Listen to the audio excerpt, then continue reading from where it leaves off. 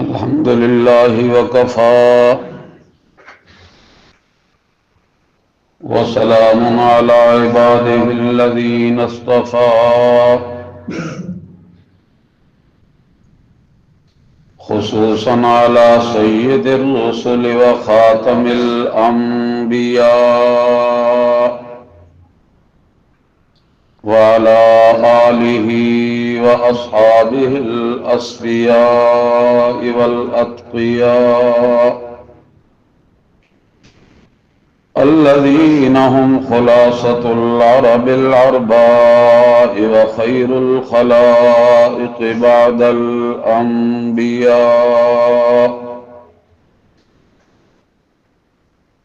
أما بعد فأعوذ بالله من الشيطان الرجيم. بسم الله الرحمن الرحيم.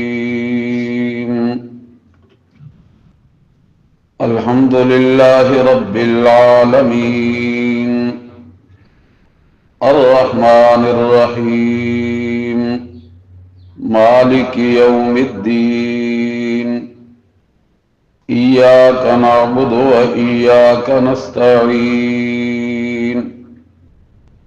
اهدنا الصراط المستقيم صراط الذين أنعمت عليهم غير المغضوب عليهم ولا الضالين آمين. تمام صفات کارسازی اللہ ہی کے لیے جو پالنے والا ہے جہان والوں کا،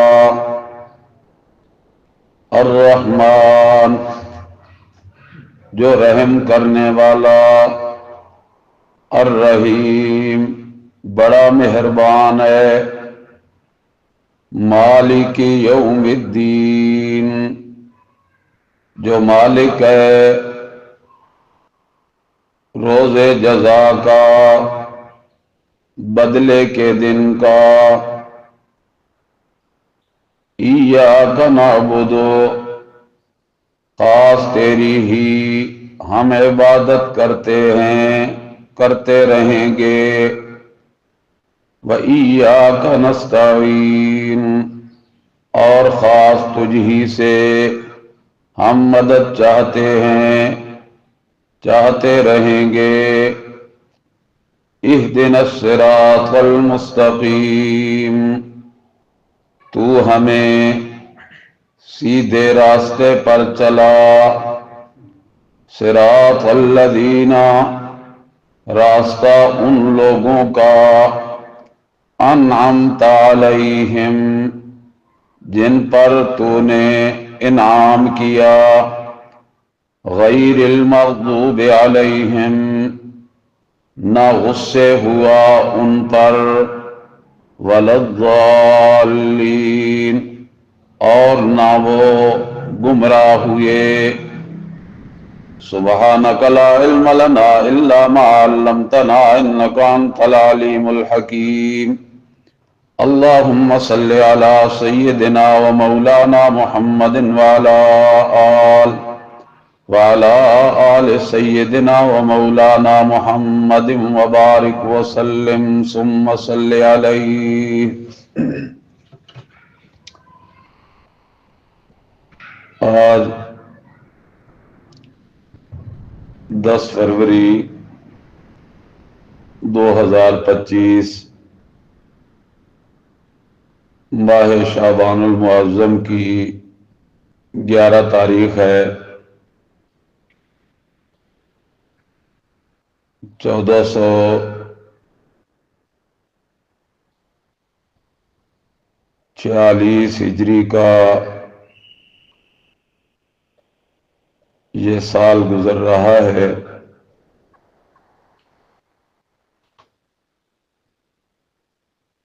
جامع مسجد قباء میں چند دن ہم مل کے بیٹھیں گے انشاءاللہ، اور یہ ہمارا مل بیٹھنا کسی دنیاوی غرض کے لیے نہیں ہوگا، کسی انسان کی خوشنودی یا کسی کو راضی کرنا مقصود نہیں ہوگا۔ ہمارا مل بیٹھنا صرف اور صرف اللہ کی رضا کے لیے، اسی کی خوشنودی کے لیے ہوگا انشاءاللہ، اور اللہ راضی ہوا کرتے ہیں اپنے ان بندوں پہ جو اللہ کی کلام سے محبت رکھتے ہیں۔ خوش ہوتے ہیں اللہ اپنے اس بندے پہ جو اللہ کی کلام کو اپنے لیے دستور حیات مانتا ہے۔ اللہ رحمتیں فرماتے ہیں اپنے ان بندوں پہ جو یہ تہیہ کر لیتے ہیں کہ اے اللہ، ہم نے اپنے تئیں کوشش کر کے تیری کلام سے اپنا ربط مضبوط کرنا ہے، اس ربط کو ہمارے دلوں میں اتار کر ہمیں عمل کرنے کی توفیق عطا فرما۔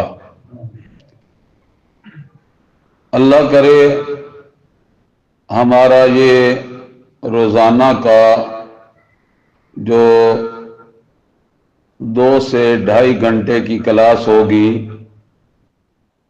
اللہ اپنی رحمتوں سے قبول فرما لے اور ہمارا یہ وقت ضائع ہونے سے بچ جائے اور اللہ کی رضا کے حقدار بننے میں صرف ہو جائے۔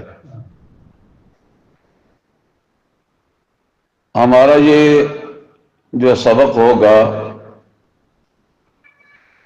چند منتخب صورتوں کا لفظی ترجمہ، پھر اسے با محاورہ انداز میں، پھر چند اختصار کے ساتھ تفسیری نکات انشاءاللہ ہم سنیں گے، سنائیں گے، اور جامعہ عثمانیہ کی جو شعبہ بنات کا ہے، اس شعبے میں انشاءاللہ جامعہ کی بیٹیاں اور توحید آباد کی خواتین بہت زیادہ استفادہ حاصل کریں گی، بشرطے کہ توجہ کی تو انشاءاللہ یہ ہمارا وقت انتہائی قیمتی بن جائے گا۔ میرے عزیز سامعین، سامعات، ہم نے اس خزانے کا دروازہ کھولا ہے جو خزانہ اللہ کی اس کارخانہ حیات میں، کارخانہ دنیا میں اور کارخانہ آخرت میں اتنا بڑا خزانہ ہے کہ اس جیسا خزانہ کسی امت کو نہ ملا سوالات انبیاء علیہم الصلاۃ والسلام میں سے بالاستیاب من کل الوجوہ کسی نبی کو نہیں ملا جب یہ خزانہ اللہ نے دینے کا ارادہ فرمایا تو انبیاء علیہم الصلاۃ والسلام کی جماعت کے سرخیل میرے آپ کے نبی حضرت محمد الرسول اللہ صلی اللہ علیہ وسلم کو اللہ نے مبعوث فرمایا، آپ کے سر پہ نبوت کا تاج رکھا، آپ کے قلب اطہر پہ یہ عظیم خزانہ بذریعہ جبریل امین اتارا اور پھر اسے کائنات انسانی کی ہدایت کا ذریعہ بنایا اور خود اعلان فرمایا میرے اللہ نے لِتُخْرِجَ النَّاسَ مِنَ الظُّلُمَاتِ إِلَى النُّورِ، تاکہ انسانیت اندھیرے سے نکل کر روشنی میں آ جائے۔ شرک اندھیرا ہے، توحید روشنی ہے، بدعت اندھیرا ہے، سنت روشنی ہے، رسم و رواج اندھیرا ہے، صالحین کا طریق روشنی ہے۔ اور اللہ نے ان ساری باتوں کے لیے اپنی اس پاکیزہ کلام کو، پاکیزہ خزانے کو عرش سے نجمن نجمن قسطن قسطن 23 سال کے تقریباً عرصے میں نازل فرمایا۔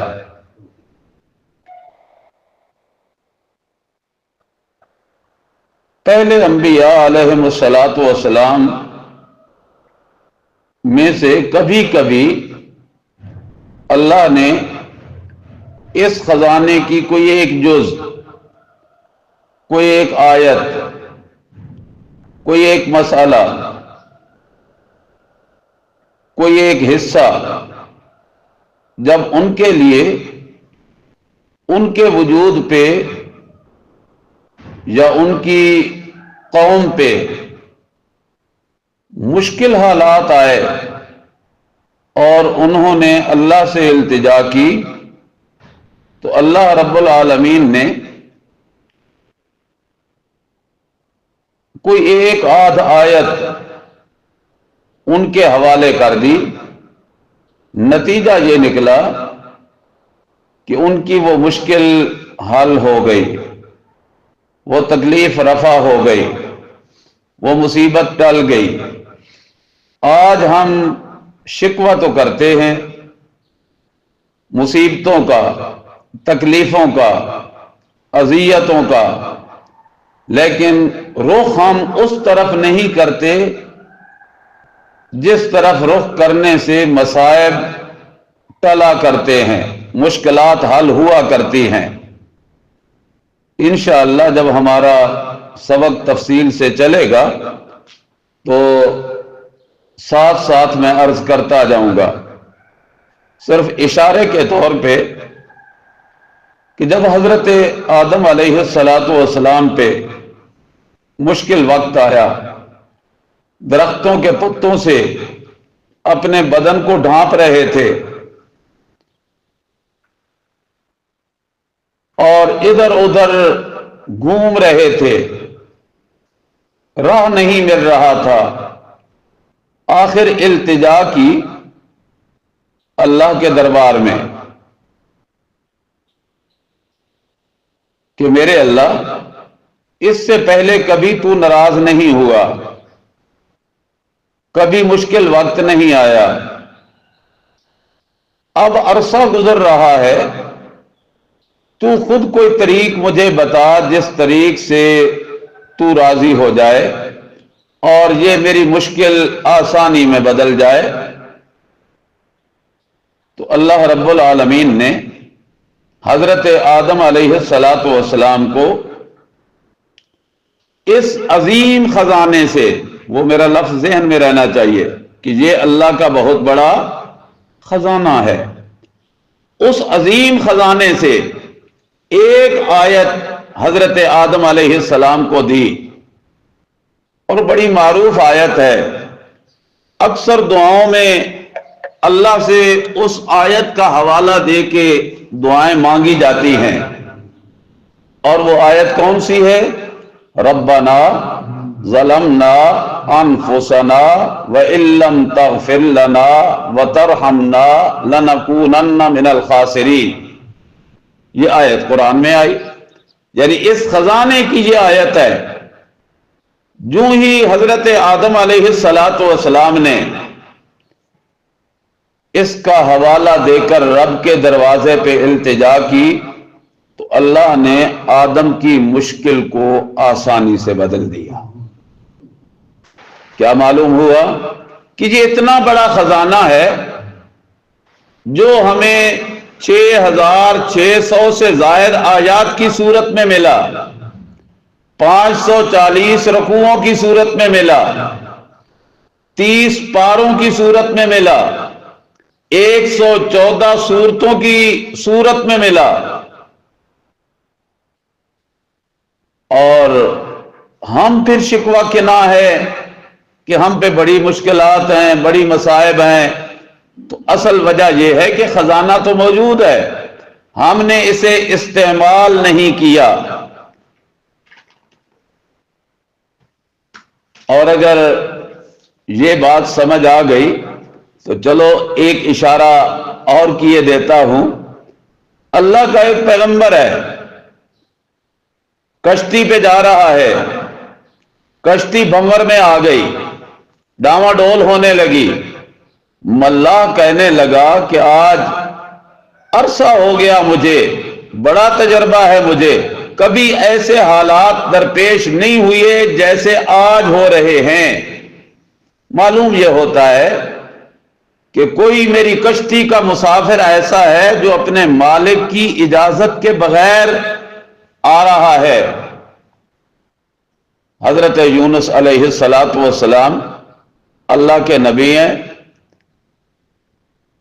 سمجھ گئے کہ میں انتظار نہ کر سکا اللہ کی اجازت کا، ممکن ہے میری وجہ سے یہ سب کچھ ہو رہا ہے، کشتی بھنور میں آ گئی ہے۔ ایک دفعہ، 2 دفعہ، 3 دفعہ قرآن دازی کی گئی۔ قوم ہے کہتی ہے کہ تجھ جیسا بھلے مانس کوئی نہیں، خوب روح خوبصورت کوئی نہیں۔ اور یہ بات ذہن میں رہنے چاہیے میرے بیٹوں بیٹیوں کہ اللہ کے نبی سے زیادہ اخلاق والا کائنات میں کوئی نہیں ہوتا، اللہ کے نبی سے زیادہ حسن والا کائنات میں کوئی نہیں ہو سکتا۔ کردار میں اللہ کا نبی اعلیٰ ہوتا ہے، حسن میں اعلیٰ ہوتا ہے، گفتار میں اعلیٰ ہوتا ہے، رفتار میں اعلیٰ ہوتا ہے اللہ کا نبی۔ قوم کہتی ہے کہ آپ تو بڑے بھلے مانس ہیں، آپ کیسے ہو سکتے ہیں؟ پھر قرآن ڈالا گیا، نام حضرت یونس کا، پھر قرآن ڈالا گیا، پھر نام ان کا، تیسری بار ڈالا گیا نام ان کا۔ چھلانگ لگائی، اللہ نے ایک بڑی مچھلی کو حکم دے دیا اور ساتھ کہہ دیا کہ یہ میری امانت آ رہی ہے۔ مچھلی کا کام ہے جس چیز کو لقمہ بنائے اسے چبا کے ہضم کر جاتی ہے۔ اللہ نے فرمایا یہ میری امانت ہے، اس میری امانت کا خیال رکھنا ہے۔ اللہ نے بھی اسی لیے کہا فَالْتَقَمَهُ الْحُوتُ، مچھلی نے اسے ایک بڑا منہ کھول کے لقمہ بنایا اور محفوظ کر لیا۔ حضرت یونس علیہ السلام نے مچھلی کا پیٹ ہے، دریا کی تہ ہے، رات کا وقت ہے، اور اللہ سے نہ پوچھنے کی علت ہے، نہ اجازت لینے کی علت ہے، اللہ نے ان ساری باتوں کو ظلمت سے تعبیر کیا، اندھیرے سے تعبیر کیا، اور سورۃ انبیاء میں فرمایا فنادا فی الظلمات اللہ الہ الا انت سبحانک انی کنت من الظالمین، جسے آج میں اور آپ ہمارا معاشرہ آیت کریمہ کے نام سے یاد کرتا ہے کہ یہ آیت کریمہ ہے۔ کوئی شک نہیں کہ یہ آیت بڑی کریمہ آیت ہے، جس آیت کے ذریعے اللہ نے حضرت یونس علیہ السلام کے متعلق فرمایا فاستجبنا لہ ونجیناہ من الغم، ہم نے حضرت یونس کے کلمات کو قبول کیا اور انہیں اس غم سے کیا دے دی؟ نجات۔ غم سے کیا دے دی؟ نجات دے دی۔ اور یہ کام صرف حضرت یونس کا نہیں، اللہ نے فرمایا وَكَذَلِكَ نُنْجِي الْمُؤْمِنِينَ، اسی طرح ہم ایمان والوں کو نجات دیا کرتے ہیں۔ اور آج بھی اگر کوئی میرے معاشرے میں کسی کے گھر میں تکلیفیں ڈیرا ڈال دیں تو پھر وہ پوچھتے ہیں بزرگوں سے، علماء سے، کوئی کہتا ہے کہ اتنی دفعہ آیت کریمہ کا ورد کر لو، وظیفہ کر لو، پھر بڑھاتے بڑھاتے 1.25 لاکھ دفعہ آیت کریمہ گھر میں پڑھ لو، اللہ مصیبت ٹال دے گا۔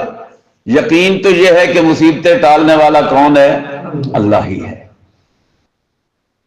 آج ہم 1.25 لاکھ دفعہ کرتے ہیں پھر بھی شکوہ رہتا ہے، اور حضرت یونس علیہ السلام نے کتنی دفعہ کیا؟ 1 دفعہ، اور اللہ نے مشکل کو حل کر دیا۔ تو پتہ چلا کہ یہ وہ عظیم خزانہ ہے جس خزانے سے کبھی اللہ نے کوئی ایک آدھ آیت، ایک آدھ جملہ کسی نبی کے حوالے کیا تو اس کا مسئلہ حل ہو گیا۔ آج ہمارا مسئلہ بھی حل ہوگا تو اللہ کی کتاب سے ہی ہوگا۔ اور اللہ نے ہم پہ کتنا کرم کیا کہ کائنات کی اعلیٰ ترین ہستی جناب محمد الرسول اللہ صلی اللہ علیہ وسلم کا انتخاب کر کے کائنات کا سب سے اعلیٰ خزانہ قرآن کریم کو عرش سے جبریل امین کے ذریعے آپ کے قلب اطہر پہ نازل کر کے یہ خزانہ امت کے حوالے کر دیا۔ اور آج سب سے زیادہ بے اعتنائی ہوتی ہے تو اس خزانے سے ہوتی ہے، اور اللہ کرے یہ بے اعتنائی ختم ہو جائے۔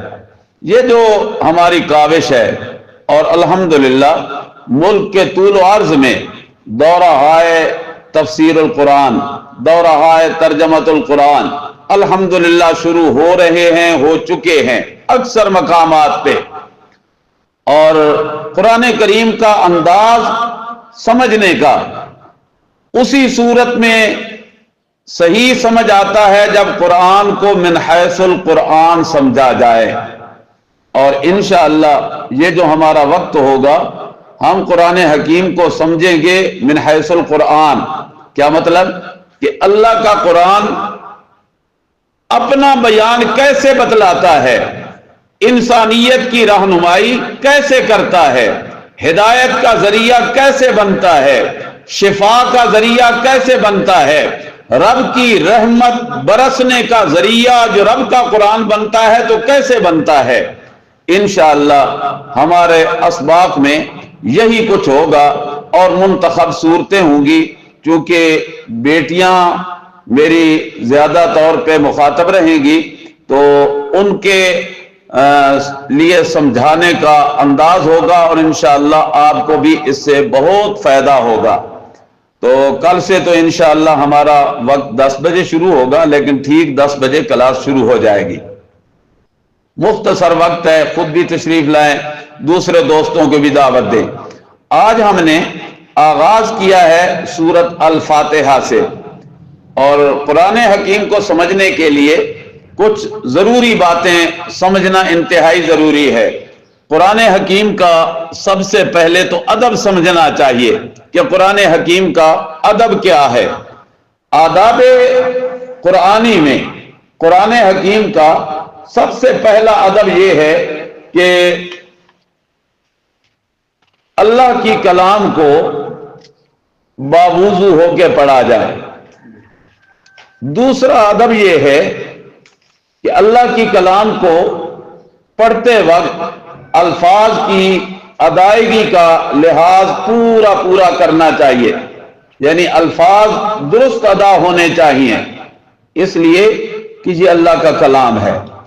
پھر تیسرا حق یہ ہے قرآن حکیم کا کہ اسے سمجھنا چاہیے، اور چوتھا حق قرآن حکیم کا یہ ہے کہ اس پہ عمل کرنے کی پوری جد و جہد، محنت اور ہیلا کرنا چاہیے کہ میرا زندگی کا کوئی عمل قرآن حکیم کے خلاف نہ ہو، اس لیے کہ اس کتاب کو میرے اللہ نے برکتوں کا ذریعہ بنایا ہے، اور یہ وہ کلام ہے کہ جس کی تلاوت باعث ثواب ہے اور جس کا سمجھنا باعث ہدایت ہے اور جس پہ عمل کرنا باعث نجات ہے۔ میں نے 3 لفظ بولے ہیں، بیٹیوں نوٹ بھی کر لو، لکھ بھی لو اور یاد بھی کر لو۔ قرآن حکیم کی تلاوت باعث ثواب ہے فا کے ساتھ، اور اسے سمجھنا باعث ہدایت ہے اور اس پہ عمل کرنا باعث نجات ہے۔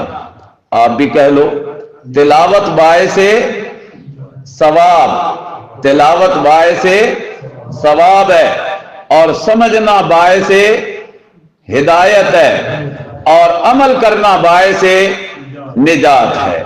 اللہ کرے یہ قرآن حکیم ہماری زندگیوں میں اتر جائے، اور یہ وہ نبی رحمت صلی اللہ علیہ وسلم کے معجزات میں سے اعلیٰ ترین معجزہ ہے، اور یہ دائمی معجزہ ہے۔ اللہ نے ہر نبی کو کوئی نہ کوئی معجزہ ضرور عطا کیا۔ مثلا حضرت موسیٰ علیہ السلام کو اللہ نے ایک لاٹھی جو ان کے ہاتھ میں ہوا کرتی تھی، اس لاٹھی سے اللہ نے کئی دفعہ عجیب و غریب معجزے ظاہر کیے۔ کبھی تو وہ لاٹھی میدان میں ڈالتے ہیں تو اژدہا بن جاتی ہے۔ بھلا لاٹھیاں بھی کبھی سانپ بنی نہیں؟ اے بھائی جان جب آتے ہیں نماز کے لیے ان کے ہاتھ میں لاٹھی ہوتی ہے، حاجی صاحب کے ہاتھ میں لاٹھی ہے، اب کہو نا کہ یہ لاٹھی ادھر رکھیں اور یہ سانپ بن جائے، بنتی ہے؟ نہیں۔ لیکن اللہ نے حضرت موسیٰ علیہ السلام کے ہاتھ میں پکڑی ہوئی لاٹھی، جس لاٹھی کے متعلق جب اللہ نے پوچھا تھا تو حضرت موسیٰ علیہ السلام نے کہا تھا اللہ ہی عصایا، یہ میری لاٹھی ہے، اتوکل علیہا، میں اس پہ ٹیک لگا کے چلتا ہوں، سہارا لے کے چلتا ہوں، احش بہا علی غنمی، اور اسی لاٹھی کے ذریعے درختوں کی ٹہنیوں سے پتے جھاڑ کے بکریوں کو کھلاتا ہوں۔ کیونکہ حضرت موسیٰ علیہ السلام نے 10 سال بکریاں چرائیں۔ کتنا عرصہ؟ 10 سال۔ مولویوں سمجھو، یہ جانور پالنا یہ اللہ کے نبیوں کی سنت رہی۔ 10 سال بکریاں پالی، چرائیں بکریاں حضرت موسیٰ علیہ السلام نے، اور جس کی بکریاں چراتے تھے وہ بھی اللہ کا پیغمبر تھا، حضرت شعیب علیہ السلام۔ 10 سال کے بعد اللہ نے انعام کے طور پہ 2 چیزیں انہیں عطا کی، ایک ووٹی، دوسری اپنی رحمت کی بوٹی۔ بیوی بھی مل گئی اور اللہ کی رحمت کا بڑا خزانہ نبوت بھی مل گیا۔ حضرت موسیٰ علیہ السلام نے کہا کہ درختوں کے پتے میں ایسے جھاڑا کرتا ہوں، پھر کہا ولی فیہا معارب اخری، اور بھی کئی کام لے لیتا ہوں۔ اور آج بھی جو لاٹھیاں اٹھا کے جا رہے ہوتے ہیں نا راستوں میں، راستے میں کہیں کو کانٹا پڑا ہوا تو لاٹھی کے ساتھ ادھر کر دیا، پتھر پڑا ہوا ہے چھوٹا اس کو ادھر ادھر کر دیا، اور اگر کوئی موذی کیڑا نکل آئے تو پھر یہ کہتے ہیں کہ اچھا جی تم یہاں ٹھہرو، میں گھر جاتا ہوں دوائی لے کے آتا ہوں پھر مقابلہ کرتا ہوں. نہیں، انتظار نہیں کرتے، وہی لاٹھی اس کو مارتے ہیں اور اس کو ختم کر دیتے ہیں. وَلِيَ فِيهَا مَآرِبُ أُخْرَى. اللہ نے فرمایا اس لاٹھی کو ڈالو. لاٹھی کو جو ہی زمین پہ ڈالا تو اژدہا بن گئی. اللہ نے فرمایا کہ یہ تجھے ایک معجزہ دے رہا ہوں، ڈریے نہیں، اس کے اوپر ہاتھ رکھیے، جب تو ہاتھ اس کے اوپر رکھے گا تو سنعیدھا سیرتھا الاولی، ہم اسے اپنی پہلی حالت پہ لے آئیں گے. پہلی حالت کیا تھی؟ لاٹھی تھی. پہلی حالت لاٹھی تھی، سوٹی تھی، ڈنڈا تھا. تو جب حضرت موسیٰ علیہ السلام نے ہاتھ رکھا اژدہا پہ تو اسی حالت پہ آ گئی، یعنی لاٹھی بن گئی. یہ اللہ نے حضرت موسیٰ علیہ السلام کو دیا معجزہ. پھر دوبارہ ایک وقت آیا کہ دریا کے کنارے پہ کھڑے ہیں، پوری قوم بنی اسرائیل ساتھ ہے، اور رات کے وقت چھپ کے نکلے ہوئے تھے. قوم کہنے لگی موسیٰ اب کیا بنے گا، آگے تو پانی ہے، کیسے ہم عبور کریں گے؟ اتنی دیر میں جو پیچھے دیکھا تو گرد اڑتی نظر آئی، محسوس ہوا کہ صبح ہو گئی ہے اور وہ آ رہے ہیں ہمیں پکڑنے والے، فرعون اور اس کا لاؤ لشکر آ رہا ہے. تو انہوں نے حضرت موسیٰ علیہ السلام سے کہا انا لمدرکون، اے موسیٰ ہم تو پکڑے گئے، آگے دریا کی موج ہے، پیچھے فرعون کی فوج ہے، انا لمدرکون، ہم پکڑے گئے. میرے شیخ تفسیر کے استاد مولانا غلام اللہ خان رحمہ اللہ تعالی علیہ جب یہ جملہ سناتے تو جھوم جھوم کے سناتے اور فرمایا کرتے تھے اگے دریا دی موجے پیچھے فرعون دی فوجے، اے موسیٰ تو مروا چھڑیا، انا لمدرکون، پکڑے گئے، مارے گئے. حضرت موسیٰ علیہ السلام نے کہا کلا، ہرگز نہیں، اس لیے کہ میں کوئی اپنی مرضی سے آیا ہوں. کس کے حکم سے آئے تھے؟ اللہ کے حکم سے. جس کے حکم سے آیا ہوں وہی کوئی نہ کوئی رہنمائی کرے گا میری. سیہدینی، وہ میری رہنمائی کرے گا، راستہ بتلا دے گا. اللہ نے فرمایا میرے موسیٰ یہی لاٹھی دریا پہ مار. پہلے لاٹھی ڈالی تھی کیا بنی تھی؟ اژدہا بنی تھی. اب ایک تاثیر حضرت موسیٰ علیہ السلام کے سامنے تھی کہ لاٹھی اژدہا بن جاتی ہے. اب اگر یہی لاٹھی میں نے پھینکی اور یہ پھر بن گئی اژدہا تو پہلے میں خود اکیلا تھا، ڈرا تھا، اور اب جو میرے ساتھ بنی اسرائیل ہے اگر یہ بھی ڈر گئے تو میرے ساتھ تو کوئی بھی نہیں رکے گا، بھاگ جائیں گے. اللہ کیا اثر ہوگا؟ اللہ نے فرمایا لاٹھی مارنا تیرا کام ہوگا اور تاثیر بدلنا میرا کام ہوگا. تاثیریں کون بدلتا ہے؟ اللہ بدلتا ہے.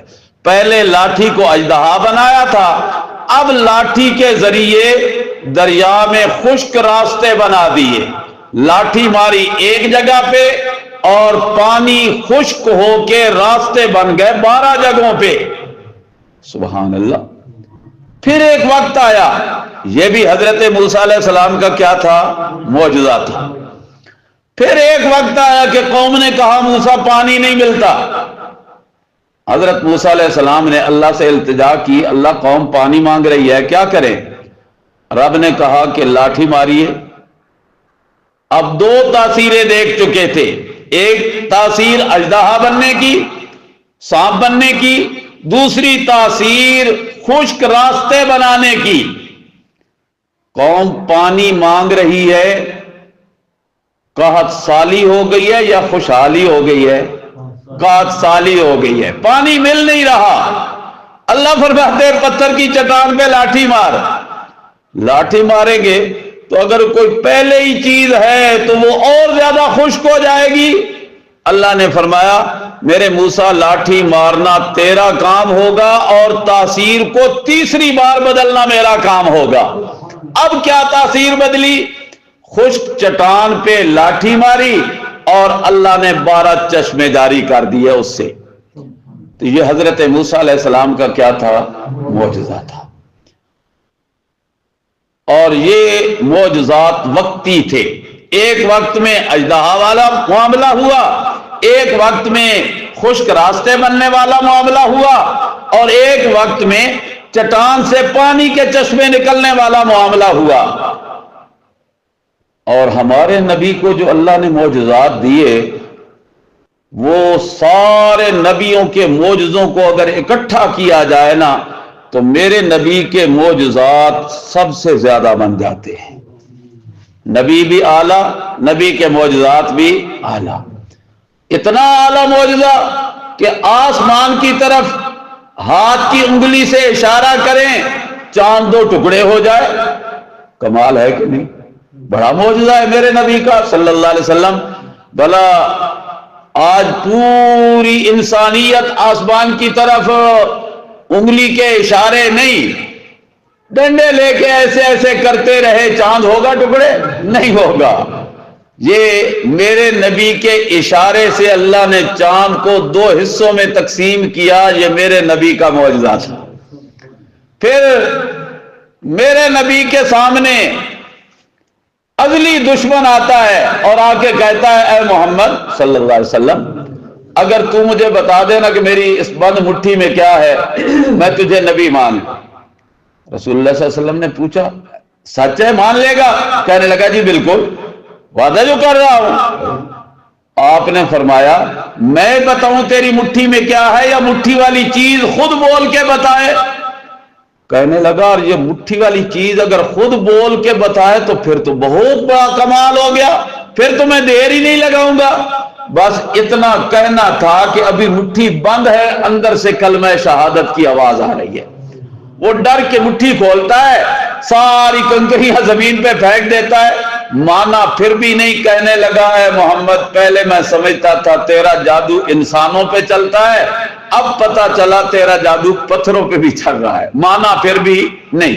لیکن معجزہ میرے پیغمبر کا صلی اللہ علیہ وسلم، 3000 سے زائد معجزات ہیں رسول اللہ صلی اللہ علیہ وسلم کی۔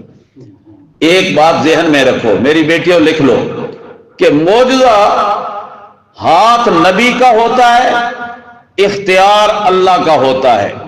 معجزے پہ اختیار نبی کا اپنا نہیں ہوتا۔ اگر اپنا اختیار ہوتا تو حضرت موسیٰ علیہ السلام ایک دفعہ لاٹھی سانپ بن کے سامنے آ چکی تھی، حضرت موسیٰ علیہ السلام دوبارہ مطالبہ نہ کرتے، پوچھتے نہیں اللہ اب کیا کرنا، اب کیا کرنا، اب کیا کرنا۔ پتہ چلتا ہے کہ معجزے میں اختیار نبی کا اپنا نہیں ہوتا، اختیار اللہ کا ہوتا ہے۔ ہاتھ نبی کا ہوتا ہے، اختیار اللہ کا ہوتا ہے۔ اور کرامت ولی کی برحق ہے، ولی کی کرامت میں ہاتھ ولی کا ہوتا ہے، اختیار اللہ کا ہوتا ہے۔ یہ بات پکی ذہن میں رکھ لو۔ پھر میں دہرانے لگا ہوں بیٹیوں، معجزے میں ہاتھ نبی کا، اختیار اللہ کا، کرامت میں ہاتھ ولی کا، اختیار اللہ کا۔ اس لیے کہ مختار کل اللہ ہی کی ذات ہے، باقی ساری کائنات اللہ کے سامنے محتاج ہے، اور اللہ سب کا اکیلا حاجت روا ہے۔ لکھ لو جی، میرے نبی صلی اللہ علیہ وسلم کو اللہ نے جو بے شمار معجزات عطا فرمائے، ان میں ایک سب سے بڑا معجزہ یہ بڑا خزانہ ہے قرآن کریم، یہ بہت بڑا معجزہ ہے۔ اور باقی نبیوں کے معجزات حالی تھے، وقتی تھے، جب وہ وقت گزرا معجزہ مکمل ہو کے ختم ہو گیا۔ لیکن قرآن کریم وہ عظیم معجزہ ہے جو دائمی ہے، ہمیشہ رہنے والا ہے۔ دنیا جب تک ہے قرآن کریم ہے تو دنیا ہے، اور جب اس کے الفاظ میرا اللہ اٹھا لے گا تو پھر دنیا میں کوئی بھی نہیں رہے گا، لیکن کلام الہی پھر بھی چونکہ دائمی ہے، دنیا میں بھی اور میدان حشر میں بھی جس کلام کی تلاوت ہونی ہے، نہ وہ تورات ہوگی، نہ زبور ہوگی، نہ انجیل ہوگی، نہ آسمانی صحیفوں میں سے کوئی صحیفہ ہوگا۔ جب آسمانی کتابوں میں سے کوئی کتاب نہیں تو پھر کسی عالم، مفسر، محدث، ادیب، دانشور، فلسفی کی لکھی ہوئی کتاب بھی نہیں۔ وہاں میدان حشر میں تلاوت ہوگی تو کس کتاب کی؟ قرآن کریم کی۔ اور یہ بات آپ اپنے اسباق میں پڑھتی رہی، پڑھ چکی ہیں، پڑھتی رہو گی۔ آپ نے بھی پڑھی سنی، علماء بتلاتے رہتے ہیں کہ حفاظ کرام کو اللہ کریم دن قیامت کے کہے گا کہ اقرا ورتقِ ورتل کما کنت ترتل فی الدنیا فإن منزلک عند آخر آیت تقرأها، کہ تو قرآن کریم کی تلاوت کرتا جا، جنت کے درجوں پہ چڑھتا جا، جہاں تیری آخری آیت ہوگی وہاں تیرا مقام ہوگا۔ کیا سمجھے ہو کہ قیامت کے دن تلاوت ہونی ہے تو کس کلام کی؟ قرآن پاک کی۔ تو یہ میرے نبی صلی اللہ علیہ وسلم کا وہ معجزہ، دائمی معجزہ ہے۔ معجزے کا معنی ہوتا ہے عاجز کر دینے والی چیز، عاجز کر دینے والی کتاب۔ حضرت موسیٰ علیہ السلام کے ہاتھ میں جو لاٹھی تھی اس سے 3 کام ہوئے تھے۔ کیا اس زمانے میں لوگوں کے ہاتھوں میں ڈنڈے نہیں ہوا کرتے تھے؟ ہوتے تھے، لیکن ان کے ہاتھوں والے ڈنڈے وہ کام نہیں کر سکے جو حضرت موسیٰ علیہ السلام کے ہاتھ میں پکڑے ہوئے ڈنڈے سے صادر ہوئے، نمودار ہوئے۔ تو معلوم ہوا کہ یہ حضرت موسیٰ علیہ السلام کا معجزہ تھا جس کو پیش کرنے سے قوم عاجز ہو گئی، اور اللہ نے اپنے نبی کے ہاتھ پہ وہ چیز صادر کر کے، ظاہر کر کے قوم کو عاجز کر دیا۔ معجزے کا معنی ہی یہی ہوتا ہے۔ پھر اللہ کریم نے قرآن کریم میں 4 چیلنج کیے۔ کتنے؟ 4۔ پہلا چیلنج اللہ نے یہ کیا، سورت بنی اسرائیل، بیٹا حوالہ لکھ لو، سورت بنی اسرائیل 15واں پارہ، رکوع نمبر 10۔ دیکھنا ہے تو دیکھ بھی لو، تم بھی ذرا نکالو جی۔ پارہ نمبر 15، رکوع نمبر 10۔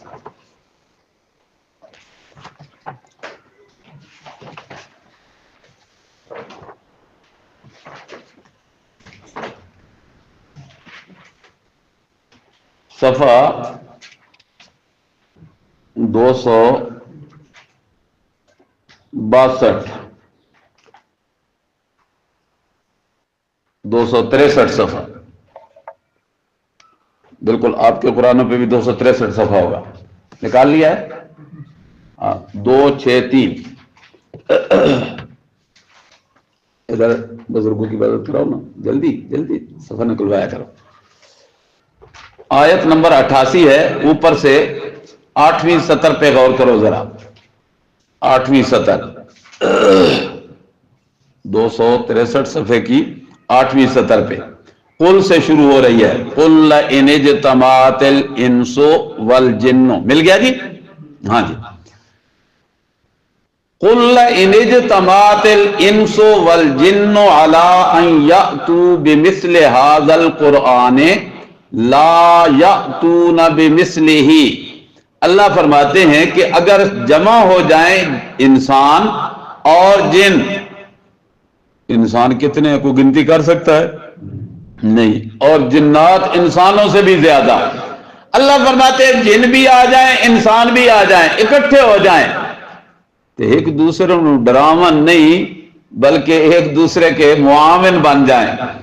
لو کان بعضهم لبعض ظہیرا، ایک دوسرے کے معاون بن جائیں. جیسے میں نے ابھی کہا ہے نا کہ اگر کسی کو صفحہ نہیں ملتا تو دوسرا ساتھی اس کی معاونت کرے. وہ ایک دوسرے کے معاون بن جائیں، مددگار بن جائیں، اکٹھے ہو جائیں، جن بھی اور انسان بھی. کس بات پہ؟ ان یاتوا بمثل ھذا القرآن، کہ وہ اس قرآن جیسا کوئی قرآن لے آئیں. اگر اکٹھے ہو کے کوشش کریں لانے کی، لا سکتے ہیں؟ اللہ نے خود کہا لا یاتون بمثلہ، وہ اس کی مثل لا نہیں سکتے. لو کان بعضهم لبعض ظہیرا، چاہے وہ ایک دوسرے کے مددگار کیوں نہ بن جائیں، ایک دوسرے کے ہم نوا کیوں نہ بن جائیں، بتلانے والے کیوں نہ بن جائیں، پھر بھی قرآن جیسا قرآن بنا سکتے نہیں. اب نکالو پارہ نمبر 12، پارہ نمبر 12 اور 12ویں پارے کا دوسرا صفحہ نکالنا.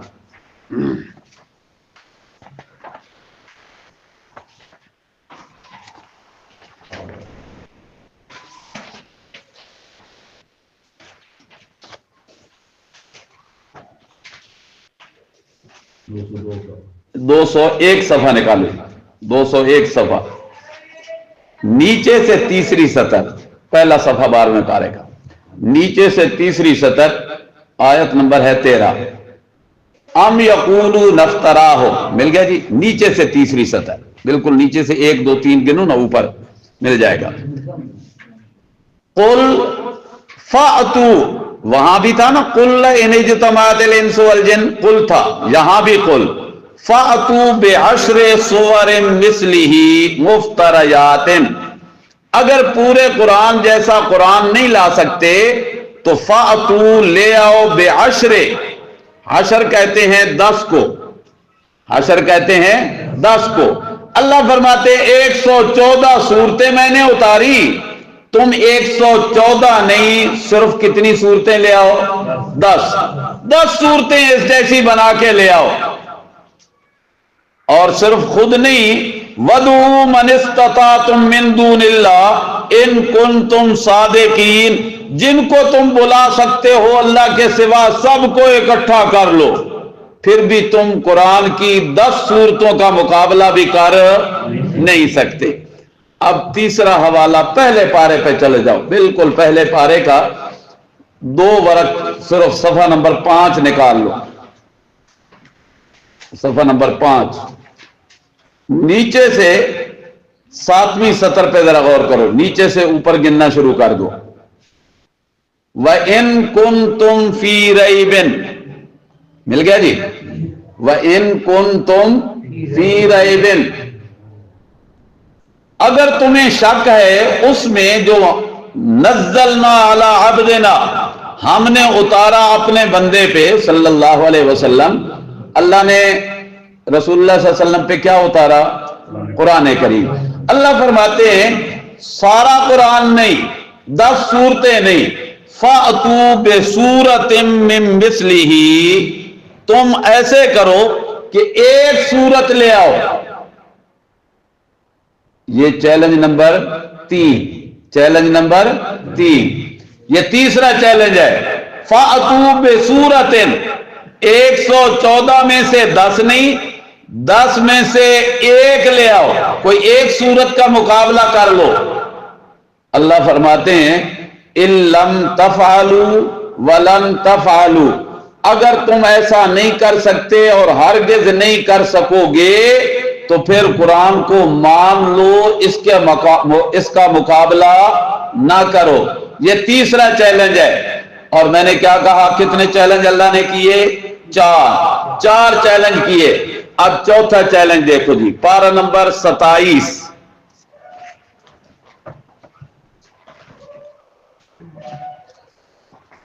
دوسری سورت.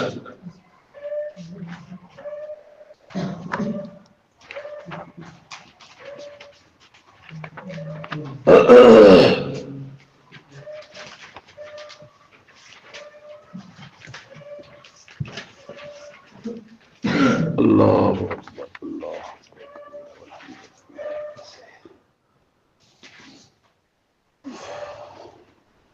صفحہ 473،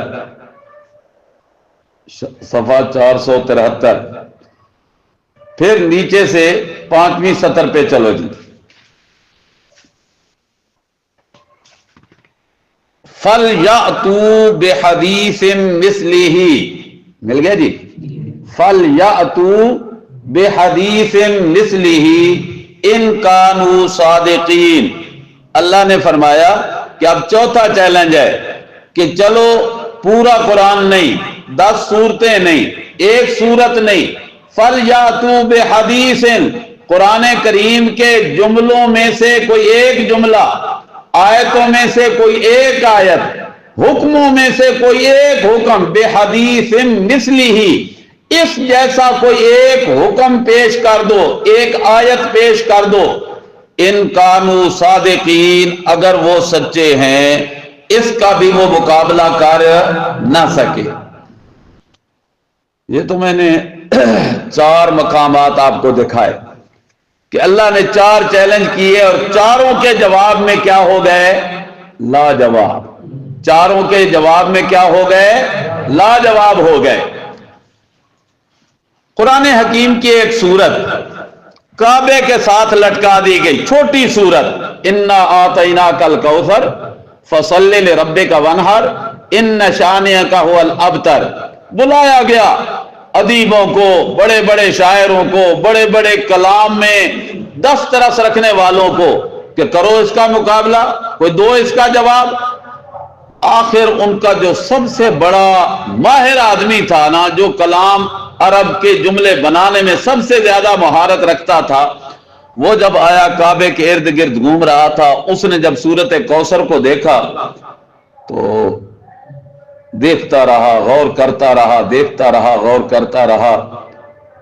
آخر کار اس نے قلم لیا اور نیچے لکھ دیا واللہ ما ھذا قول البشر، واللہ ما ھذا قول البشر.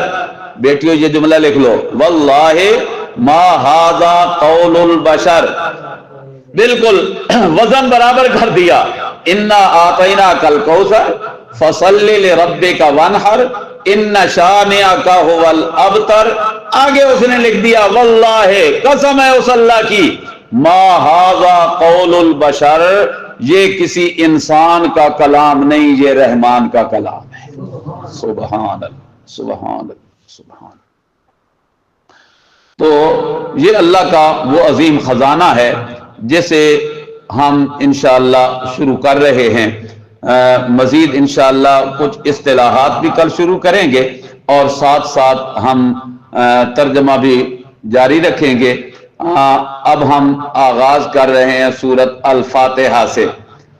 بسم اللہ الرحمن الرحیم. قرآن حکیم کے آداب میں سے ایک ادب ہے کہ جب قرآن کریم کا آغاز کیا جائے تو تعوذ پڑھا جائے، اعوذ باللہ من الشیطان الرجیم. یہ بھی اللہ کا حکم ہے. 19ویں پارے میں سورت نمل میں اللہ نے فرمایا اذا قرأت القرآن فاستعذ باللہ، اذا قرأت القرآن فاستعذ باللہ من الشیطان الرجیم. جب بھی قرآن کریم کی قرأت شروع کرے، پڑھنا شروع کرے تو ادب ہے قرآن کریم کا کہ تعوذ پڑھ لیا کرے. وجہ کیا ہے کہ قرآن کریم کی تلاوت، قرآن کریم کا سمجھنا، قرآن کریم کو اپنی زندگی میں اتارنا، یہ بہت بڑا نیکی کا کام ہے، بہت بڑا نیکی کا کام ہے. اتنا بڑا نیکی کا کام ہے کہ کوئی نیکی اس کا مقابلہ نہیں کر سکتی. اور یہ میری بات نہیں ہے، یہ اللہ کے نبی صلی اللہ علیہ وسلم کا ارشاد ہے. نبی پاک صلی اللہ علیہ وسلم نے فرمایا کہ جو شخص قرآن کریم میں مشغول رہتا ہے، پڑھنے میں، پڑھانے میں، پہلی بات تو یہ ذہن میں رکھو کہ جو قرآن کریم کو سمجھنے سمجھانے میں، پڑھنے پڑھانے میں مشغول رہنے والے لوگ ہیں، ان کو اللہ کے نبی صلی اللہ علیہ وسلم نے فرمایا خیرکم من تعلم القرآن وعلمہ. روایت کے راوی حضرت عثمان ابن عفان رضی اللہ تعالی عنہ ہے۔ تیسرے خلیفہ ہیں، اس امت کے تیسرے امام ہیں۔ پہلا امام امت کا حضرت ابو بکر صدیق، دوسرا امام امت کا حضرت عمر فاروق رضی اللہ تعالی عنہ، تیسرا امام اس امت کا حضرت عثمان غنی رضی اللہ تعالی عنہ، چوتھا امام حضرت علی المرتضی رضی اللہ تعالی عنہ۔ یہاں بھی تھوڑا سا یہ بات ذہن میں رہنی چاہیے کہ آج امت میں ایک دھوکہ دیا جاتا ہے اور گمراہ کیا جاتا ہے کہ پہلا امام امت کا حضرت علی ہے رضی اللہ تعالی عنہ۔ حضرت علی کی شان بہت اعلیٰ ہے، بہت بالا ہے شان حضرت علی المرتضی کی، بڑا مرتبہ ہے حضرت علی المرتضی کا، فاتح خیبر ہے حضرت علی المرتضی رضی اللہ تعالی عنہ، اور نبی کا داماد ہے، نبی کا داماد ہے حضرت علی رضی اللہ تعالی عنہ، نبی کا صحابی ہے حضرت علی رضی اللہ تعالی عنہ، اسلامی جنگوں میں بہادری کے جوہر دکھانے والا ہے حضرت علی المرتضی رضی اللہ تعالی عنہ۔ باوجود اتنی شان اور مرتبہ رکھنے کے رسول اللہ صلی اللہ علیہ وسلم کی وفات کے بعد خلافت کے منصب پہ پہلے نمبر پہ آئے تو کون؟ حضرت ابو بکر صدیق رضی اللہ تعالی عنہ، جنہیں رسول اللہ صلی اللہ علیہ وسلم نے اپنے ایام بیماری میں مصلح کا وارث بنایا تھا، اور اہل علم کہتے ہیں کہ رسول اللہ صلی اللہ علیہ وسلم کا حضرت ابو بکر صدیق کو مصلح پہ کھڑا کرنا اس بات کی طرف اشارہ تھا کہ نبی کی زندگی میں تو مصلح کا وارث ہے اور نبی کی وفات کے بعد تو امت کا وارث ہے۔ تو یہ خلافت کا پہلا نمبر جو ملا تو حضرت ابو بکر صدیق کو، پہلا امام ابو بکر صدیق، دوسرے امام حضرت عمر فاروق رضی اللہ تعالیٰ عنہ، تیسرے امام حضرت عثمان غنی رضی اللہ تعالیٰ عنہ، چوتھے امام حضرت علی المرتضی رضی اللہ تعالیٰ عنہ۔ حضرت عثمان تیسرے امام جو ہیں حیا کے پیکر، جن کے متعلق رسول اللہ صلی اللہ علیہ وسلم نے فرمایا میں اس شخص سے کیوں نہ حیا کروں جس سے آسمان کے فرشتے بھی حیا کرتے ہیں۔ وہ حضرت عثمان غنی کہتے ہیں کہ میں نے سنا رسول اللہ صلی اللہ علیہ وسلم نے فرمایا خیرکم من تعلم القرآن وعلمہ، تم میں سب سے بہتر وہ ہے جو قرآن سیکھے اور سکھائے، جو قرآن سیکھے اور سکھائے۔ ہم یہ ضمن معنی کرتے ہیں نا جو قرآن پڑھے اور پڑھائے، کوئی شک نہیں کہ وہ بھی بڑا اعلیٰ مقام ہے، لیکن قرآن کریم کا سمجھنا جو ہے نا، سیکھنا، یہ باعث ہدایت ہے۔ میں نے پہلے کہا نا کہ اس کی تلاوت باعث ثواب ہے اور اس کا سمجھنا باعث ہدایت ہے، اور پھر اس پہ عمل کرنا باعث نجات ہے۔ حضرت عثمان غنی فرماتے ہیں رسول اللہ صلی اللہ علیہ وسلم نے فرمایا خیرکم من تعلم القرآن وعلمہ۔ اب جو بات میں عرض کرنے لگا تھا کہ قرآن حکیم کے سیکھنے سکھانے میں مشغول رہنا، حضرت ابو سعید خدری رضی اللہ تعالی عنہ، ترمذی شریف کی روایت ہے، وہ فرماتے ہیں کہ رسول اللہ صلی اللہ علیہ وسلم نے فرمایا میرا رب کہتا ہے، عرش والا کہتا ہے، اور جب رسول اللہ صلی اللہ علیہ وسلم کہے نا کہ میں کہتا ہوں، اسے حدیث کہتے ہیں، اس لیے کہ حدیث نام ہے قول رسول، فعل رسول، عمل رسول، تقریر رسول کا۔ سمجھ آئی؟ حدیث نام ہے قول رسول، فعل رسول، عمل رسول اور تقریر رسول۔ تقریر نام اس کا ہے کہ رسول اللہ صلی اللہ علیہ وسلم مجلس میں بیٹھے ہوئے ہیں، کسی صحابی نے کوئی آ کے بات کی یا کوئی عمل کیا، اللہ کے نبی نے فرمایا تو نے ٹھیک کیا، حالانکہ آپ نے خود وہ بات نہیں کی، بات کی ہے صحابی نے، آپ صلی اللہ علیہ وسلم نے اس کی کیا کی؟ تائید کی۔ یہ بھی کیا بن گئی؟ حدیث۔ یہ بھی کیا بن گئی؟ حدیث۔ آپ صلی اللہ علیہ وسلم کے سامنے کسی نے کوئی عمل کیا، آپ صلی اللہ علیہ وسلم نے فرمایا تو نے ٹھیک کیا، حالانکہ آپ نے خود نہیں کیا تھا، کیا عمل صحابی نے تھا، آپ نے اس کی کر دی تائید، یہ بھی کیا بن گئی؟ حدیث بن گئی۔ اب تیسری بات کرنے لگا ہوں. رسول اللہ صلی اللہ علیہ وسلم کے سامنے کسی نے کوئی بات کہی یا کوئی عمل کیا، آپ نے اس کی تائید نہیں کی، خاموشی اختیار کر دی، آپ چپ رہے. آپ کا چپ رہنا بھی تائید ہے، آپ کا خاموش رہنا بھی تائید ہے. وہ بھی کیا بن جائے گی؟ حدیث. اس کو کہتے ہیں تقریر رسول. قول رسول، فعل رسول، عمل رسول اور تقریر رسول، اسے کہتے ہیں حدیث. اور جب رسول اللہ صلی اللہ علیہ وسلم فرمائے کہ میرے اللہ نے یہ بات کہی ہے، اس کو کہتے ہیں حدیث قدسی. اس کا نام کیا ہے؟ حدیث قدسی. اب میں حدیث قدسی سنانے لگا ہوں کہ حضرت ابو سعید خدری رضی اللہ تعالیٰ عنہ فرماتے ہیں کہ رسول اللہ صلی اللہ علیہ وسلم نے فرمایا یقول الرب تبارک و تعالی، رب تبارک و تعالی کہتے ہیں من شغلہ القرآن، جس شخص کو قرآن مشغول کر دے. اچھا مجھے یہ بتاؤ، اب کوئی دنیا کا کام کر رہے ہو؟ نہیں. مشغول ہو کہ ویلے بیٹھے ہو؟ مشغول ہو مشغول، لیکن دنیا کا کوئی کام نہیں کر رہے. کس چیز نے مشغول کیا ہوا ہے آپ کو؟ قرآن نے مشغول کیا ہوا ہے. اللہ کے نبی صلی اللہ علیہ وسلم نے فرمایا میرا رب کہتا ہے کہ من شغلہ القرآن، جس شخص کو قرآن مشغول کر دے. کس بات سے؟ عن ذکری و مسئلتی، وہ نہ مجھ سے کوئی چیز مانگ رہا ہے نہ کوئی تسبیحات کر رہا ہے، بس قرآن کریم میں مشغول بیٹھا ہوا ہے، سمجھ رہا ہے قرآن کریم کو، سمجھا رہا ہے قرآن کریم کو، لیکن اس کے دل میں بھی کچھ خواہشیں ہیں. تو تھوڑے بھی دل چ ہون گیا خواہشیں ہیں لازمی، اس لیے کہ خواہشوں سے مبرہ تو ہے ہی کوئی نہیں. چاہتے ہیں دل میں کوئی، لیکن وہ چاہتے ہم اللہ کے گھر میں بیٹھے ہونے کے باوجود بھی اللہ کے سامنے ظاہر نہیں کر سکتے.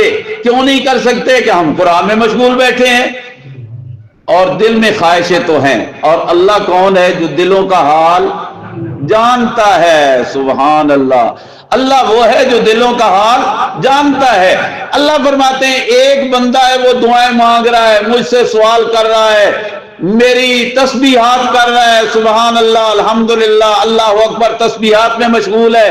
دوسرا آدمی دعائیں مانگ مانگ کے مجھ سے مانگ رہا ہے، کوئی صحت مانگ رہا ہے، کوئی اولاد مانگ رہا ہے، کوئی دولت مانگ رہا ہے، کوئی خزانے مانگ رہا ہے، کوئی کچھ مانگ رہا ہے، کوئی کچھ مانگ رہا ہے، اور یہ مجھ سے مانگ بھی نہیں رہا، تسبیحات بھی نہیں کر رہا، قرآن میں مشغول بیٹھا ہوا ہے سمجھنے سمجھانے کے لیے، لیکن دل میں خواہشیں اس کے بھی ہیں.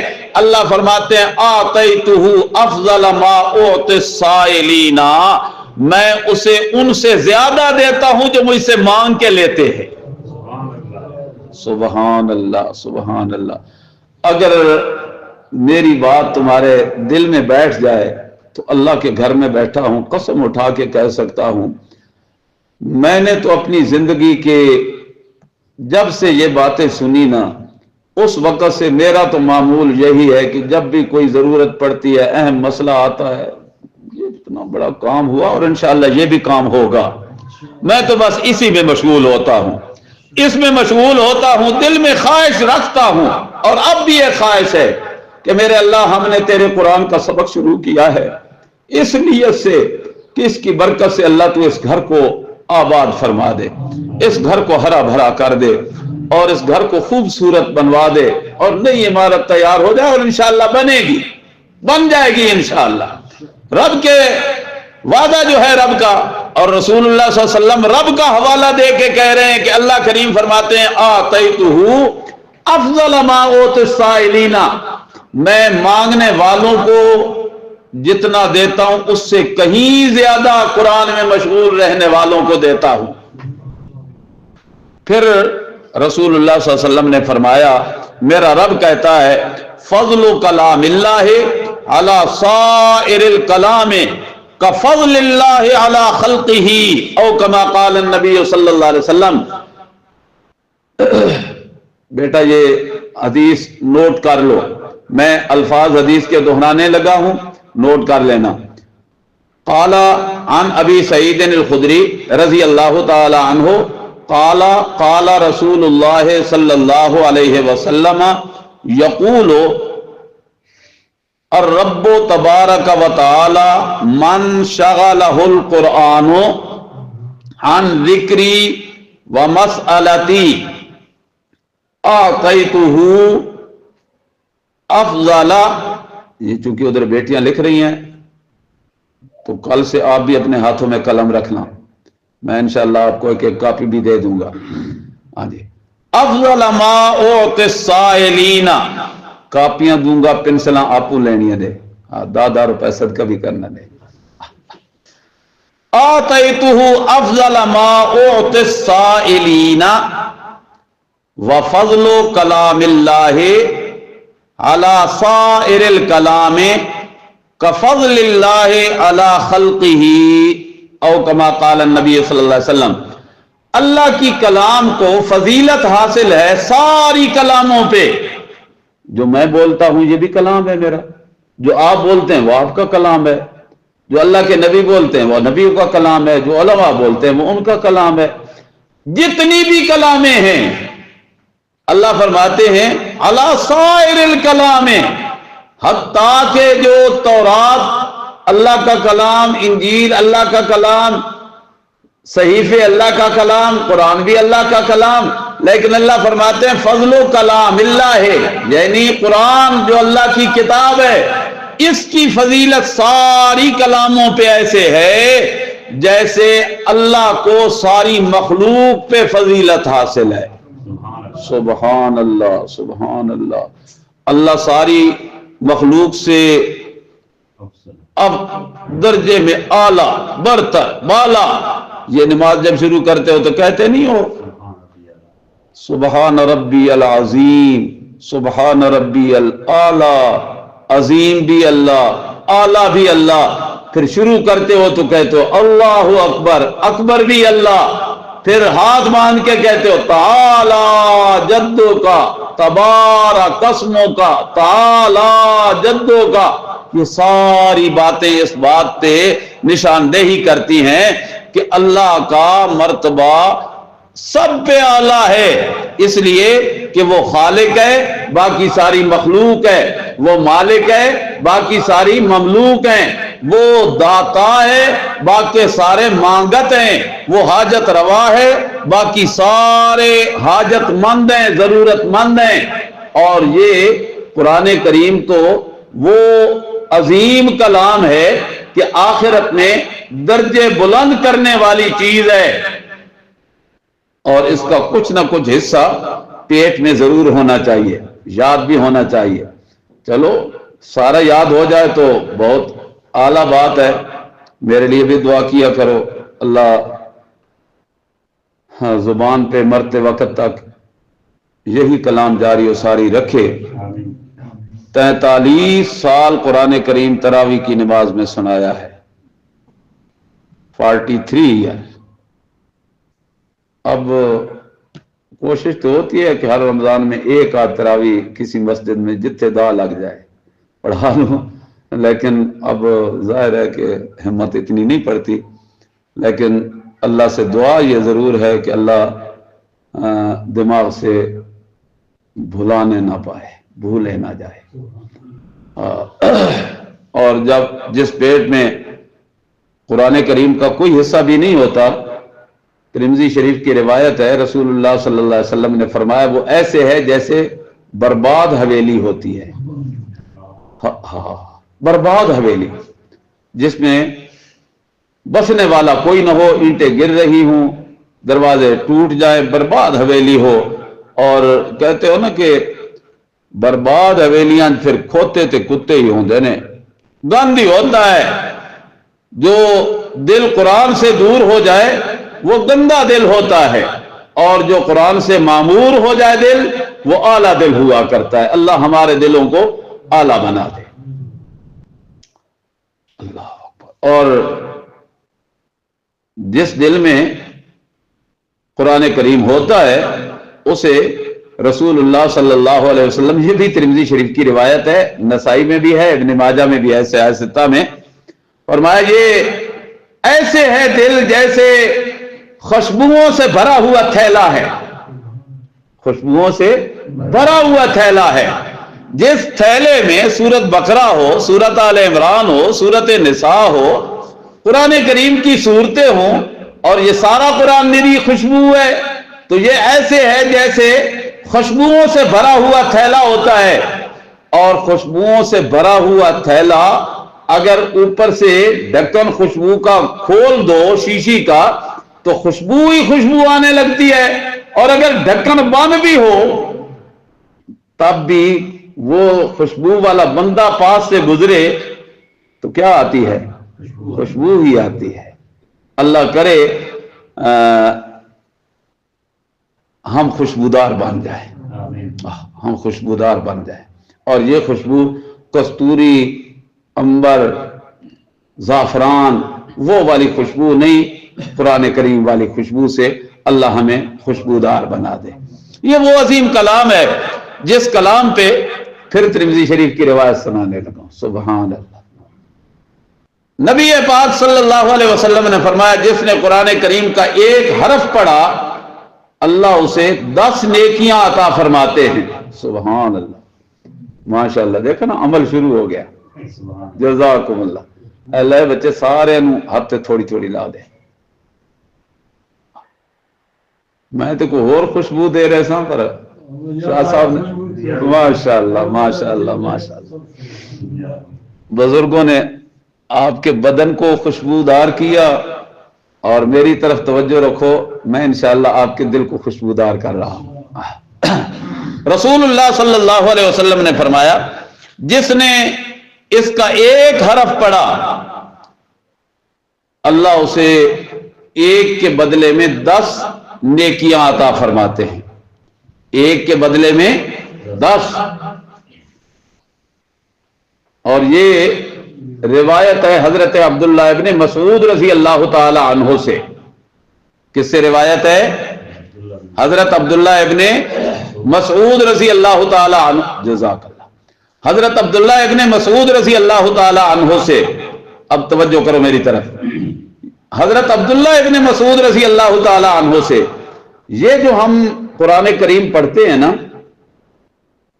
پتہ نہیں آپ کا کیا حال ہے، میں نے جو قرآن کریم پڑھا نا، حفظ کیا یا اس کی ترجمہ و تفسیر پڑھا، یہ ساری ہماری ترتیب کے ساتھ میں نے اپنے استادوں سے پڑھا، میرے استادوں نے اپنے استادوں سے، انہوں نے اپنے استاد سے، انہوں نے اپنے استاد سے، یہ چلتے چلتے چلتے چلتے جا کے سند پہنچتی ہے حضرت عبداللہ ابن مسعود پہ، حضرت عبداللہ ابن عباس پہ، سند پہنچتی ہے حضرت ابی ابن کعب پہ، سند پہنچتی ہے حضرت علی المرتضی رضی اللہ تعالی عنہ پہ، اور انہوں نے پڑھا جناب رسول اللہ صلی اللہ علیہ وسلم سے. تو یہ ہماری سند ہے. میں انشاءاللہ کسی دن آپ کو اپنی پوری سند تفسیر کی بھی بتلاؤں گا کہ میرے استاد کا نام کیا، ان کے استاد کا نام کیا. یہ چلتے چلتے چلتے انشاءاللہ پہنچے گی حضرت عبداللہ ابن مسعود پہ، حضرت ابی ابن کعب پہ، حضرت علی المرتضی پہ رضی اللہ تعالی عنہم اجمعین. اللہ کی کروڑوں رضامندیاں ہوں عظیم لوگوں پہ. حضرت عبداللہ ابن مسعود فرماتے ہیں کہ پھر رسول اللہ صلی اللہ علیہ وسلم نے فرمایا میں تمہیں یہ نہیں کہتا کہ الف لام میم ایک حرف ہے. پڑھو ذرا الف لام میم، الف لام میم.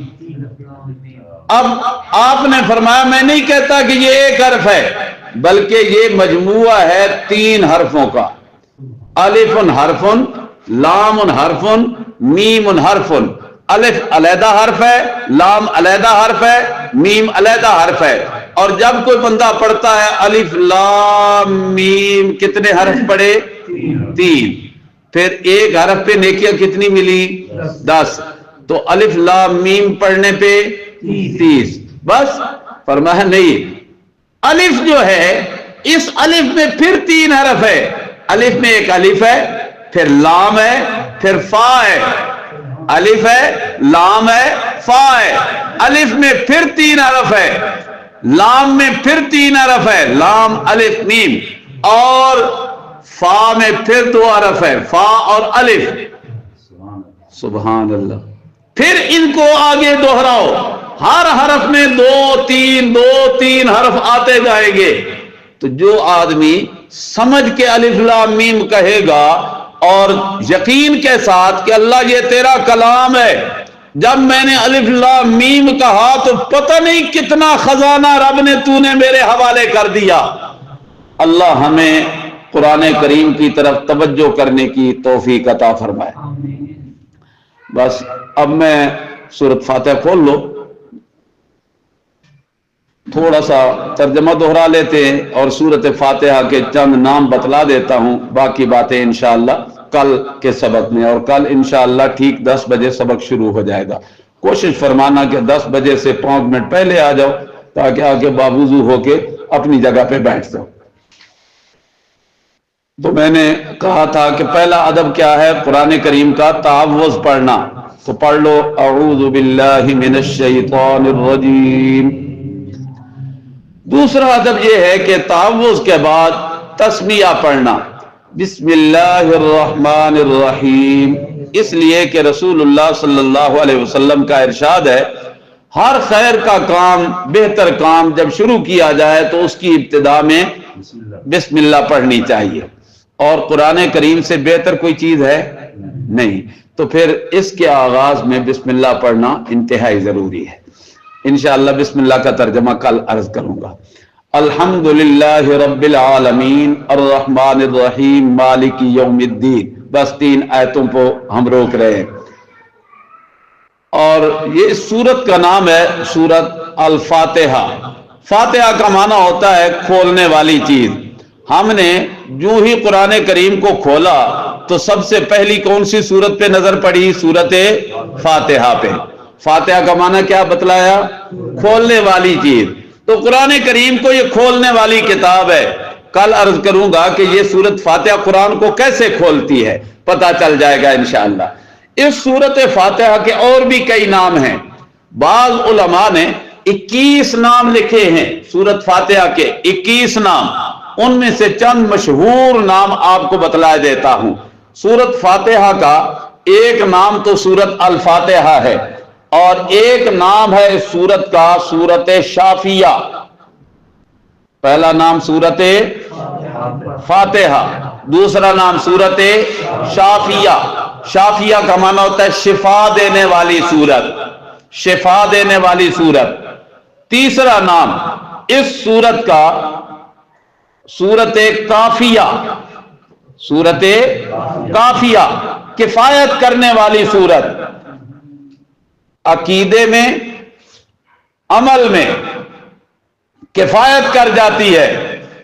یعنی جو شخص اس سورت کو سوچ سمجھ لے اور اس پہ عمل کرنے لگ جائے، انشاءاللہ نہ اس کا عقیدہ خراب ہوگا نہ اس کا عمل خراب ہوگا. تو یہ کافیہ سورت ہے.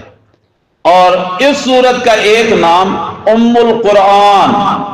کیا بتلایا؟ ام القرآن. ام کہتے ہیں ماں کو، قرآن کی ماں. ماں اولاد کے لیے اصل ہوتی ہے، بنیاد ہوتی ہے. قرآن کے لیے سورت فاتحہ بنیاد ہے، اصل ہے. کیا مطلب؟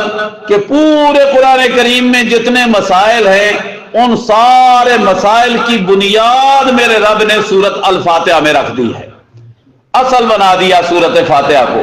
کتنے نام ہو گئے؟ 4. سورت الفاتحہ، نمبر 2 سورت شافیہ، نمبر 3 سورت کافیہ، نمبر 4 سورت ام القرآن، نمبر 5 سورت تعلیم المسئلہ. تعلیم المسئلہ، تعلیم تو جانتے ہی ہو. تعلیم المسئلہ، سوال کرنے کی اللہ نے تعلیم دی ہے سورت میں. سوال کرنا کہتے ہیں مانگنے کو. اللہ نے مانگنے کی تعلیم دی ہے سورت میں کہ مانگنا ہے تو مجھ ہی سے مانگو، اور مانگنے کا انداز کیا ہونا چاہیے؟ جس طرح میں نے تمہیں سورت فاتحہ میں بتلایا اس انداز میں مجھ سے مانگو، میں تمہاری مانگ کو پورا کروں گا. تو 5 نام مشہور میں نے آپ کو بتلا دیے. انشاءاللہ ان ناموں پہ، ہر نام پہ بحث بھی کریں گے. تو ایک دفعہ میں پھر دہرانے لگا ہوں، سورت کا نام سورت فاتحہ، سورت کا نام سورت شافیہ، سورت کا نام سورت کافیہ، سورت کا نام سورت ام القرآن، اور سورت کا نام تعلیم المسئلہ۔ بسم اللہ الرحمن الرحیم، شروع کرتا ہوں اللہ کے نام سے جو بڑا مہربان نہایت رحم کرنے والا ہے۔ کہہ لو بیٹا، کہہ لو، شروع کرتا ہوں اللہ کے نام سے جو بڑا مہربان نہایت رحم کرنے والا ہے۔ الحمدللہ رب العالمین، تمام صفات کارسازی، تمام صفات کارسازی اللہ ہی کے لیے ہیں جو پالنے والا ہے تمام جہان والوں کا۔ تمام صفات کارسازی اللہ ہی کے لیے ہیں جو پالنے والا ہے تمام جہان والوں کا۔ میں نے الحمدو کا معنی بتلایا ہے تمام صفات کارسازی۔ عام ترجمے والے معنی اس کا کرتے ہیں تمام تعریفیں اللہ تعالیٰ ہی کے لیے ہیں، تمام تعریفیں اللہ تعالیٰ ہی کے لیے۔ کل انشاءاللہ جب میں بحث کروں گا تو آپ کو سمجھ آ جائے گی کہ تمام تعریفیں اور تمام صفات کارسازی میں کوئی فرق ہے۔ اس لیے صفات کارسازی والا معنی بڑا جامع معنی ہے، بڑا کمال کا معنی ہے۔ اللہ ہی کے لیے ہے جو پالنے والا ہے تمام جہان والوں کا۔ الرحمن الرحیم، جو رحم کرنے والا بڑا مہربان ہے۔ مالک یوم الدین، جو مالک ہے روز جزا کا، جو مالک ہے قیامت کے دن کا۔ بس 3 آیتیں آج ہم نے حل کر لی ہیں، انشاءاللہ کل ان آیات پہ بحث بھی ہوگی اور آگے بھی ہوگا۔ یہ جو سورت فاتحہ 2 دن چلتا ہے، 3 دن چلتا ہے، 4 دن چلتا ہے، یہ تو میں انشاءاللہ آپ کو لفظ بلفظ کہلواؤں گا، اور پھر آپ اتنے ماشاءاللہ ہوشیار ہو جائیں گے کہ آگے جو میں چلاؤں گا تو میں ترجمہ کرتا جاؤں گا، آپ کو انشاءاللہ سمجھ آتا جائے گا۔ اللہ ہمیں قرآن حکیم کا سچا فہم اور عمل کی سچی دولت نصیب فرما دے۔ اور یہ جو ہم نے سلسلہ شروع کیا ہے، اللہ اس سلسلے کو صرف 35 دن پہ مشتمل ہے، اللہ اس سلسلے کو ہمیں خیر و عافیت کے ساتھ مکمل کرنے کی توفیق عطا فرمائے۔ جزاکم اللہ خیر۔